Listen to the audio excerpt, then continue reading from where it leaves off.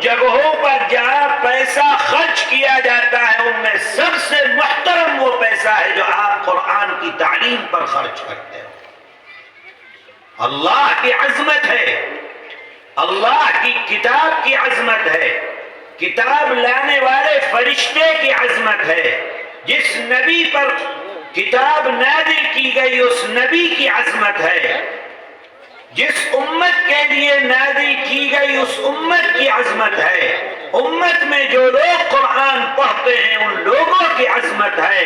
اے لوگوں، آج مسلمان اس دنیا میں رہنے والا سب سے زیادہ دور اپنی زندگی سے نکال کر اگر کسی چیز کو مسلمان نے باہر کیا ہے تو وہ قرآن ہے۔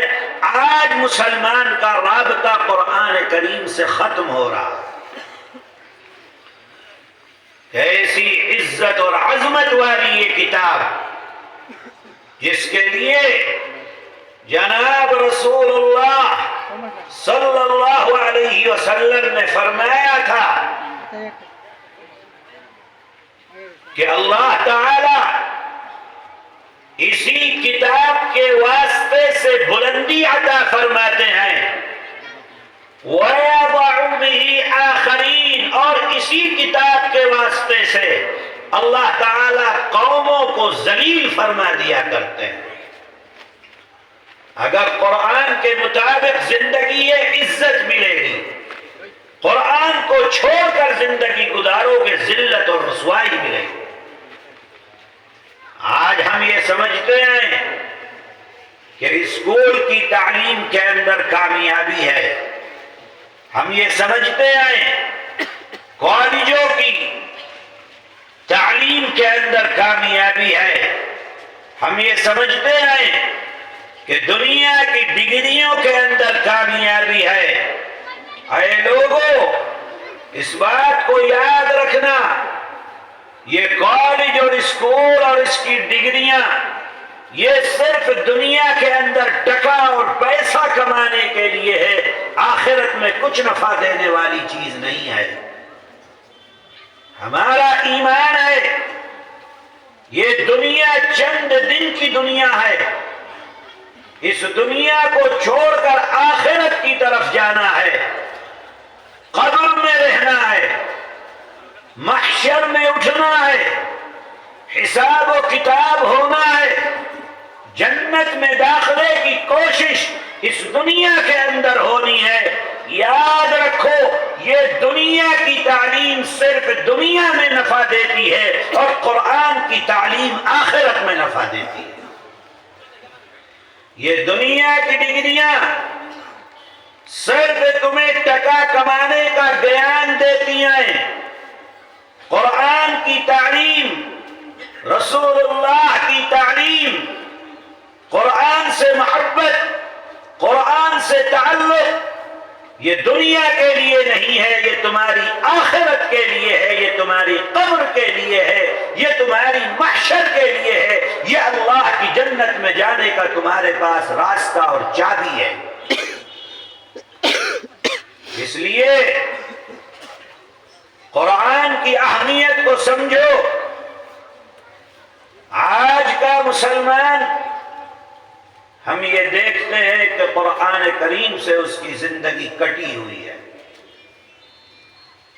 مدرسوں کے اندر جو پڑھتے ہیں یا پڑھاتے ہیں وہ لوگ تو قرآن پڑھتے ہیں، وہ مسلمان جو کالجوں میں پڑھتا ہے، اسکولوں میں پڑھتا ہے، وہ مسلمان جو بزنس کرتا ہے، وہ مسلمان جو نوکری کرتا ہے، وہ مسلمان جو مزدوری کرتا ہے، وہ مسلمان جو کام کرنے کے قابل نہیں رہ گیا اپنے گھر کے اندر پڑا رہتا ہے، ان کی زندگیوں میں قرآن کی تعلیم، قرآن کی سلسلے میں محبت اور قرآن کی تلاوت ان کی زندگی سے نکل کر باہر چلی گئی ہے۔ نہ اسکول و کالج والے، نہ بزنس والے، نہ نوکری والے، نہ گھروں کے اندر رہنے والے، نہ مرد نہ عورت، کہاں ہے لوگ قرآن کی تلاوت کرنے والے؟ سال گزر جاتا ہے، مسلمان کو قرآن کی تلاوت کی توفیق نہیں ہوتی ہے۔ میرے بھائی،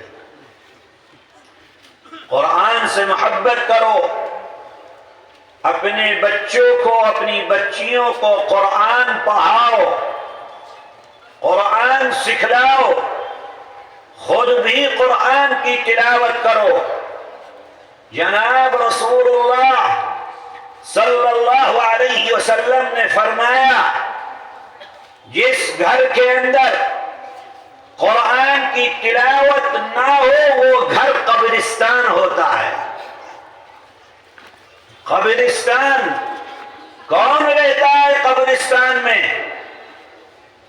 کون رہتا ہے؟ ارے بولو، قبرستان میں کون رہتے ہیں؟ آواز نہیں آ رہی ہے، زور سے بولو۔ مردہ رہتا ہے۔ زندہ آدمی قبرستان میں رہتے ہوئے دیکھا ہے؟ نہیں دیکھا۔ اللہ کا نبی فرما رہا ہے جس گھر میں قرآن کی تلاوت نہیں وہ قبرستان ہے۔ اس کا مطلب یہ ہے کہ اس گھر کے رہنے والے مردہ ہیں، زندہ نہیں ہیں، ان کا ایمان ختم ہو گیا ہے، وہ زندہ لاش دنیا کے اندر ہیں، ایمان سے خالی ہیں وہ لوگ جو اپنے گھروں میں قرآن نہیں پڑھتے۔ جیسے مردہ قبرستان میں رہتا ہے، یہ اپنے گھر کے اندر مردہ۔ اس لیے سوچو، گھر کے اندر بے برکتی ہے، بیماریاں ہیں، پریشانیاں ہیں، مال میں دولت میں برکت نہیں رہتی ہے، بچے اپنے ماں باپ کی بات نہیں سنتے، دین سے دور ہو رہے ہیں۔ وجہ کیا ہے؟ گھر کو ہم نے قبرستان بنا رکھا ہے، قرآن نہیں پڑھتے، نہ مرد پڑھتا ہے، نہ عورت پڑھتی ہے، نہ بچہ پڑھتا ہے، نہ بچی پڑھتی ہے، کوئی قرآن کی تلاوت نہیں کرتا۔ جب قرآن نہیں پڑھا جائے گا تو کیا ہوگا؟ اللہ کا نبی فرماتا ہے وہاں پر شیاطین اپنا گھر بنائیں گے، خراب مخلوق اللہ کی وہاں رہے گی، بیماریاں رہیں گی، پریشانیاں رہیں گی اس گھر میں، اس گھر کے بسنے والے لوگ اشست رہیں گے، صحیح زندگی نہیں گزرے گی۔ کیوں؟ اس لیے کہ قرآن سے ان کا کوئی تعلق نہیں ہے۔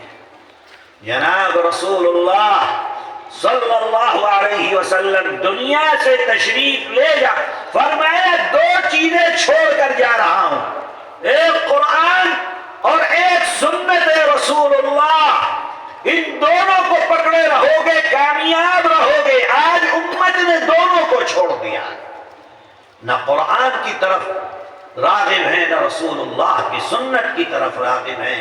امت نے دونوں چیزوں کو چھوڑ دیا، اللہ نے رحمت کے دروازوں کو اس امت کے اوپر سے بند کر دیا۔ اے میرے بھائی، یہ قرآن کریم اس لیے نہیں ہے کہ اسے گھر میں صرف طاق کے اوپر رکھ دیا جائے اور جب ہمارے گھر اور خاندان میں کوئی مر جائے تو اس قرآن کو پڑھ لیا جائے اور پڑھا لیا جائے۔ مردوں کے اوپر پڑھنے کے لیے اللہ نے اس کتاب کو نہیں نازل کیا۔ ہم یہ سمجھ رہے ہیں، ہمارا عمل یہ بتلا رہا ہے، آج مسلمان کا عمل یہ بتلا رہا ہے کہ یہ قرآن اللہ نے جیسے صرف مردوں کے اوپر پڑھنے کے لیے اتارا تھا کہ خاندان میں گھر میں کوئی مر گیا تو قرآن کو پڑھ کر اس کو بخش دیا جائے، باقی قرآن پڑھنے کی ضرورت نہیں ہے۔ آئے میرے بھائیوں، یہ نہیں آئے، روز قرآن پڑھو۔ یاد رکھو، جہاں قرآن پڑھا جائے گا وہاں اللہ کی نیک فرشتے آئیں گے۔ گھر میں پڑھو گے، گھر میں فرشتے آئیں گے۔ دکان پر پڑھو گے، دکان پر فرشتے آئیں گے۔ جہاں بزنس کرتے ہو وہاں پڑھو گے، وہاں فرشتے آئیں گے۔ کھیت میں میں فرشتے آئیں گے. جہاں اللہ کا قرآن پڑھا جاتا ہے وہاں اللہ کے فرشتے آسمان سے قرآن پڑھنے والے کے قرآن کو سننے کے لیے اللہ کے فرشتے آسمان سے آتے ہیں. اللہ کے نبی کے زمانے میں ایک صحابی کا انتقال ہوا. نبی کریم علیہ السلام جنازے میں شریک ہیں. اللہ کے نبی نے دیکھا کہ جنازے کے اندر ہزاروں کی تعداد میں فرشتے موجود ہیں جو ان صحابی کے جنازے کو کندھا دینے کے لیے ایک دوسرے پر آگے بڑھنے کی کوشش فرشتے آپس کے اندر کر رہے ہیں. اللہ کے نبی اپنا قدم مبارک آپ چل رہے ہیں, کبھی اس طرف رکھتے ہیں, کبھی اس طرف رکھتے ہیں, کبھی اس طرف رکھتے ہیں. صحابہ نے پوچھا کیا ہے اللہ کے نبی, آپ اس طریقے سے جیسے راستے میں کچھ پڑا ہوا ہو آپ اس سے بچتے ہوئے اپنے قدم کو رکھ رہے ہیں, کیوں آپ ایسا کر رہے ہیں؟ فرمایا کہ فرشتے اللہ کے موجود ہیں اور اتنی تعداد میں ہے کہ جگہ کم پڑ رہی ہے, میں اپنے قدم کو بچا کر رکھتا ہوں تاکہ کسی فرشتے کے پر کے اوپر میرا قدم نہ رکھا جائے. جبریل سے پوچھا اللہ کے نبی نے کہ یہ کیا ماجرا ہے, کون سا عمل ان کا ایسا تھا کہ آج اللہ کی طرف سے اتنے سارے فرشتے ان کے جنازے کے اندر موجود ہیں, کون سا عمل اللہ کے یہاں ایسا ان کا مقبول ہو گیا؟ جبریل امین نے فرمایا کہ یہ آدمی قرآن کی ایک سورت سورہ اخلاص قل هو اللہ احد اللہ الصمد لم یلد ولم یولد وَلَمْ يَكُنْ لَهُ كُفُوًا أَحَدٌ, قرآن کی اس ایک سورت سے یہ آدمی محبت کرتا تھا. ایسی محبت چلتے پھرتے اٹھتے بیٹھتے گھر میں باہر سوتے ہوئے جاگتے ہوئے ہر وقت زبان سے اس کے قل هو اللہ احد اللہ الصمد ہر وقت اس سورت کو پڑھتے رہتے تھے. اس ایک سورت سے محبت کی وجہ سے اللہ کے یہاں ایسی مقبولیت ملی ہے کہ آج 70,000 سے زائد فرشتے ان کے جنازے کے پیچھے پیچھے چل رہے ہیں. اے میرے بھائی, یہ قرآن دنیا کے لیے نہیں ہے, دنیا کمانے کے لیے نہیں ہے. یہ قرآن اللہ تعالیٰ کی رحمت کو متوجہ کرنے کے لیے. دنیا کے اندر بھی رحمت چاہیے, قرآن کو پکڑو. قبر میں رحمت چاہیے, قرآن کو پکڑو. میدان محشر میں رحمت چاہیے, قرآن کو پکڑو. اللہ کی جنت میں جگہ چاہتے ہو, قرآن کو پکڑو. میرے آقا حضرت محمد صلی اللہ علیہ وسلم نے فرمایا کہ جب بچہ پہلی دفعہ پڑھنے کے لیے مکتب میں مدرسے میں جاتا ہے اور بچہ پڑھتا ہے پہلی دفعہ بسم اللہ الرحمن الرحیم, ابھی شروع کر رہا, باپ ماں لے کر آئے اپنے بیٹے کو مدرسے میں اور آج اس کے بیٹے نے پہلی مرتبہ بسم اللہ الرحمن الرحیم, اللہ کے نبی فرماتے ہیں کہ اللہ اس بچے کے ماں باپ کے تمام گناہوں کو معاف فرما دے. بچے کے بسم اللہ پڑھنے کی وجہ سے. بتاؤ دنیا کی کون سی ایسی ڈگری ہے کہ جس ڈگری کو حاصل کرنے پہ اللہ تمہارے گناہوں کو معاف کر دے؟ کوئی ڈگری دنیا کی نہیں. صرف اور صرف یہ قرآن کا اعزاز ہے کہ پڑھ بچہ رہا ہے, گناہ ماں باپ کے معاف ہو رہے ہیں, حفظ بچہ کر رہا ہے, استاذ کی مار بچہ کھا رہا ہے, وقت مدرسے میں بچہ لگا رہا ہے, صبح و شام محنت بچہ کر رہا ہے, صبح کو تہجد کے وقت اٹھ کر اپنا سبق بچہ یاد کر رہا ہے, اور کل قیامت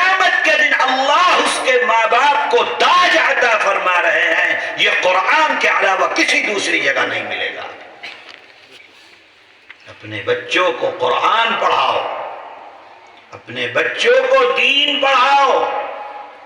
آج دنیا میں ایسا مست ہو گئے ہو کہ ایسا لگتا ہے کہ اگر دنیا نہ ملی تو مر جائیں گے، اسکول اور کالج نہ ملا تو مر جائیں گے۔ ارے بابا، یہ اسکول اور کالج صرف دنیا کے ٹکوں کے لیے ہے، اس کے علاوہ کوئی اس کی حقیقت نہیں ہے۔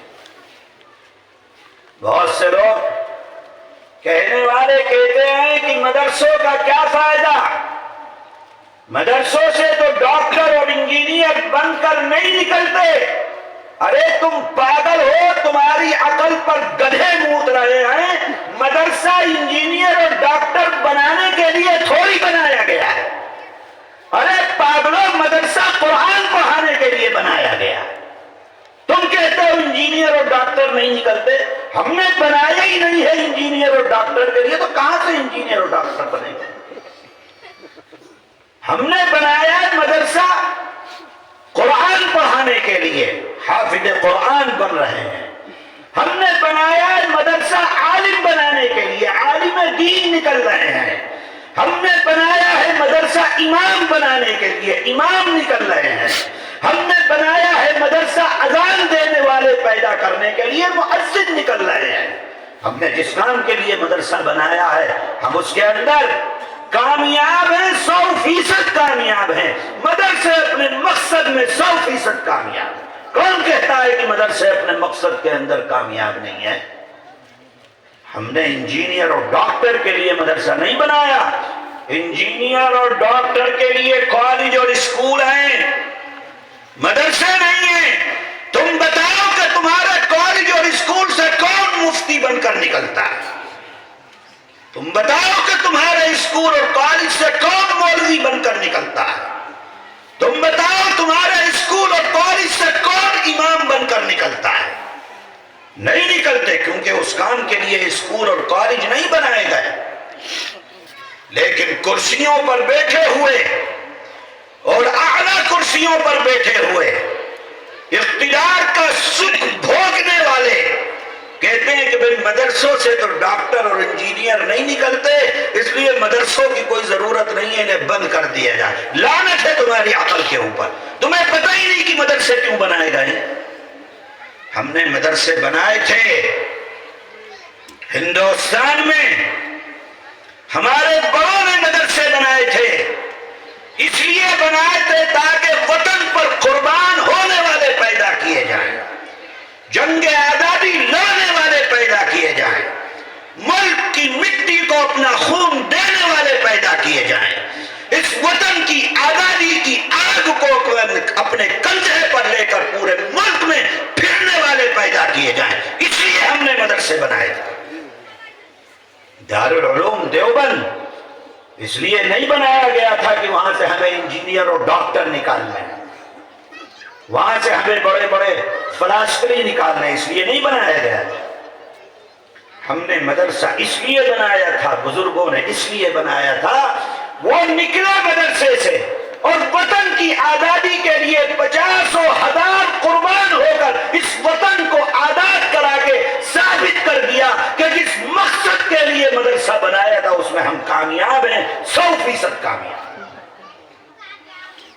میرے عزیزو، یہ مدرسے آپ کے دین کی حفاظت کے لیے، قرآن کی حفاظت کے لیے، حدیثوں کی حفاظت کے لیے، دین و اسلام کو محفوظ رکھ کر آپ کی آنے والی نسلوں کو بتانے کے لیے ہے کہ دین اسلام ہوتا کیا ہے، اللہ نے شریعت جو اتاری ہے، رسول اللہ جس دین کو لے کر آئے ہیں وہ محفوظ رکھ کر آپ کو پہنچانے کے لیے۔ ذرا بتاؤ، سوچو، اگر مدرسے نہیں ہوں گے تو قرآن پڑھانے والے ملیں گے، مدرسے نہیں ہوں گے تو حدیث پڑھانے والے ملیں گے، مدرسے نہیں ہوں گے تو امامت کرنے والے ملیں گے، مدرسے نہیں ہوں گے تو اذان دینے والے ملیں گے، مدرسے نہیں ہوں گے تو جنازہ پڑھانے والے ملیں گے، مدرسے نہیں ہوں گے تو کوئی کفن دینے والا نہیں ملے گا، مدرسے نہیں ہوں گے تو تمہیں کفن قبر میں اتارنے والے نہیں ملیں گے، مدرسے نہیں ہوں گے تو تمہارے بچوں کے کان میں اذان دینے والے نہیں ملیں گے۔ یہ مدرسے تو دنیا کے لیے نہیں ہے، ان مدرسوں کا کام ہمارے مذہبی معاملات۔ اسی لیے کہا جاتا ہے کہ مسجد کے اندر اگر نماز پڑھی جاتی ہے تو مدرسے کے اندر نماز کو پڑھنا سکھلایا جاتا ہے، مسجد میں اگر قرآن پڑھا جاتا ہے مدرسے کے اندر قرآن پڑھنا سکھلایا جاتا ہے، دین و اسلام بتلایا جاتا ہے، نبی کریم کی زندگی سکھلائی جاتی ہے، سنتیں بتلائی جاتی، یہ کام ہے مدرسوں کا۔ اور خدا کا فضل اور اس کا کرم ہے کہ مدرسے اپنی ذمہ داریوں کو 100% صرف اس ملک میں نہیں، دنیا کے اندر جہاں بھی مدرسے ہیں اپنی ذمہ داریوں کو ادا کرتے ہیں۔ اے میرے عزیزو،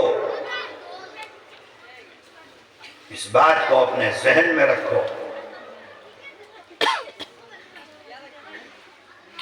یہ جو بول رہے ہیں ان کی پٹائی کرو، کون بول رہا ہے باہر؟ چپ رہو ایک دم۔ اس بات کو ذہن میں رکھو،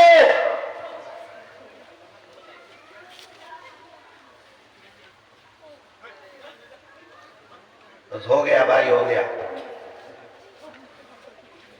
میرے عزیزو، دنیا کے اندر جہاں پر مدرسے نہیں ہیں وہاں سے دین و اسلام ختم ہو گیا، اس زمین سے دین ختم ہو گیا، اس بستی سے دین ختم ہو گیا۔ میں آپ کو یہ کہہ رہا ہوں، اس بات کو اپنے ذہن میں بٹھا کر رکھو، ساری دنیا کی اسلام دشمن طاقتیں متحدہ ہو کر مسلمان کو ان مدرسوں سے دور کرنے کے مسلسل پلان بناتی رہتی ہے کہ کیسے مسلمان کو مدرسوں سے دور کر دیا جائے۔ مسلمان مدرسے سے دور ہوگا تو آٹومیٹک وہ دین اسلام سے دور ہو جائے گا، ختم ہو جائے گا، ایمان ختم ہو جائے گا۔ ان لوگوں کا جو پلان ہے وہ اپنے پلان میں کامیاب ہو جائیں گے۔ اسلام کو، مسلمان کو نقصان پہنچانا ان کا مقصد زندگی ہے، اس کے لیے وہ طرح طرح کے پلان بناتے ہیں۔ کبھی کہتے ہیں کہ مدرسے دہشت گردی کا اڈا ہے، مدرسوں میں دہشت گردی سکھلائی جاتی ہے۔ حکومت پر بیٹھے ہوئے لوگ کہتے ہیں، اقتدار کی کرسیوں پر بیٹھے ہوئے، ہم ان سے کہتے ہیں کہ ہمارے مدرسوں کے دروازے، بہت سے مدرسے تو ایسے ہیں جس میں دروازہ ہی نہیں ہے، یہ بھی ایسا مدرسہ ہے جس میں نہ دروازہ ہے نہ باؤنڈری وال ہے، جب جی چاہے کتا، بلی، گدھا، گھوڑا مدرسے کے اندر گھس جاتا ہے۔ تم بھی گھس کر دیکھو، رات میں دیکھو، دن میں دیکھو کہ ان مدرسوں کے اندر دہشت گردی سکھلائی جاتی ہے یا اللہ اور رسول کی تعلیم دی جاتی ہے۔ کبھی مدرسوں کو کہیں گے دہشت گردی کا اڈا ہے، کبھی کہیں گے مدرسوں کو پڑھا کر کیا فائدہ، کبھی کہیں گے مدرسے میں پڑھ کر کتنا روپیہ اور پیسہ ملے گا، کبھی کہیں گے کہ مدرسوں میں رہ کر کیوں اپنے بچوں کی زندگیوں کو برباد کرتے ہو، کبھی کہیں گے یہ مدرسے تو آج بھی 1400 سال پہلے تم کو لے جا رہے ہیں، ترقی یافتہ زمانے کے ساتھ چلو، مدرسوں کو چھوڑو۔ یہ ان لوگوں کے پلان ہیں جس پلان کے تحت وہ دنیا کے اندر پروپیگنڈا کرتے ہیں تاکہ ان مدرسوں کو ختم کیا جائے اور مسلمان کا تعلق مدرسے کے ساتھ بالکل ختم کر کے مسلمان کے ایمان کو اس سے الگ کر دیا۔